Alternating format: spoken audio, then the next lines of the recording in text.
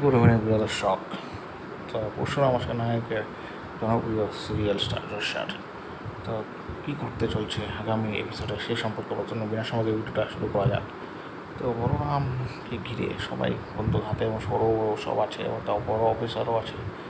ওই বলরামকে ঘিরে বন্দুক দিয়ে ঘিরে একটা লেটার যখন দিতে ছিল তখন বলরাম বলল কি এটা স্যার। তারপরে সরো বলল শোকেস লেটার, শোকেস করা হলো তোকে। তারপরে বলরাম বলল যে আমি হচ্ছি পরশুরামের ছেলা, আমার কিছু হবে না, তুই দেখতে থাকিস। তারপরে ওদিক থেকে দেখা যায় যে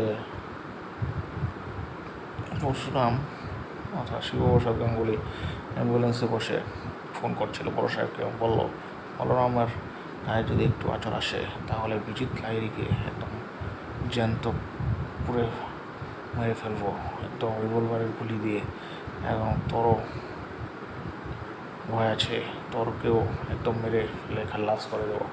তো পরশুরাম মাঝখানে এসব দেখিবে আজকের এপিসোডে। তো নেক্সট এপিসোডে কী করতে চলছে দেখতে হলে আমার চ্যানেলটি সাবস্ক্রাইব করে নিন, আমার সাথে যে বেল আইকনটা প্রেস করে দিন।